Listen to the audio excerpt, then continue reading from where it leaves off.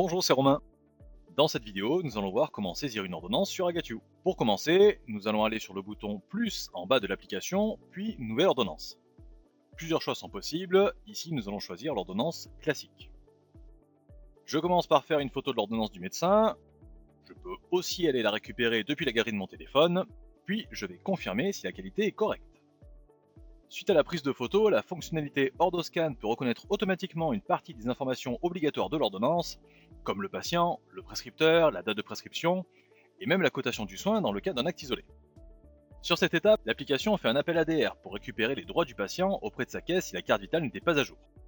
On va choisir le contexte de remboursement, maladie, maternité, accident du travail ou très rarement soins médicaux gratuits.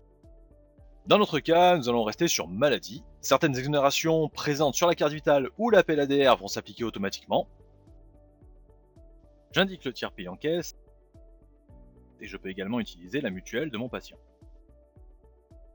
Ici, nous arrivons sur la saisie des actes avec les soins les plus courants que vous pouvez personnaliser selon vos préférences métiers. Je sélectionne l'acte comme un pansement simple et une injection. Entre parenthèses, on voit marqué auto pour indiquer que le logiciel va faire le comptage automatiquement en appliquant les règles de l'article 11B de la nomenclature, avec l'acte le plus important en entier, donc à plein tarif, le second en demi, donc moitié prix, et les suivants en gratuit. Peu importe le sens dans lequel j'ajoute les actes, le logiciel fera le bon comptage. Si le soin que je veux ajouter n'est pas dans la liste, je peux accéder à la nomenclature complète des actes infirmiers grâce à un répertoire par thématique en cliquant ici et en effectuant une recherche.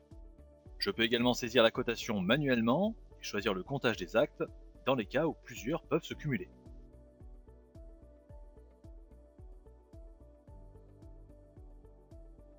Je continue en définissant l'organisation des soins, en choisissant sur quelle tournée est mon patient.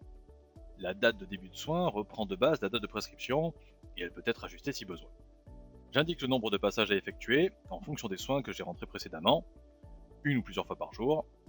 J'ajuste l'horaire pour avoir par la suite un agenda qui reflète ma journée. Pour la fréquence de passage, plusieurs options sont disponibles afin de bien respecter ce que demande l'ordonnance. Je peux cocher l'option tous les jours, tous les X jours ou semaines par exemple, choisir seulement certains jours de la semaine et même dans les cas particuliers choisir des dates précises.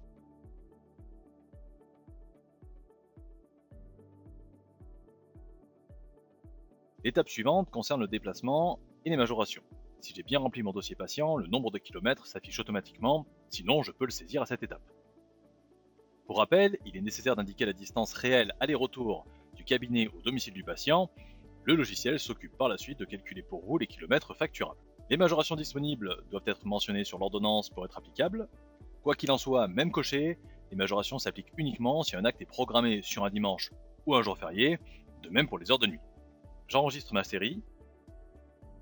Je peux ajouter une autre dans le cas où j'ai des actes avec des durées ou des fréquences de passage différents des premiers. Ce n'est pas mon cas, alors je valide. La dernière étape me présente un récapitulatif exhaustif de ma saisie afin de vérifier que tout est correct. Je peux retourner modifier les éléments si besoin ou valider mon ordonnance. Une fois validée, mon ordonnance va générer un nombre de rendez-vous correspondant à ma saisie, qui viendront se placer automatiquement dans ma tournée et dans celle de mes collègues. Vous savez à présent comment créer une ordonnance dite classique avec votre logiciel.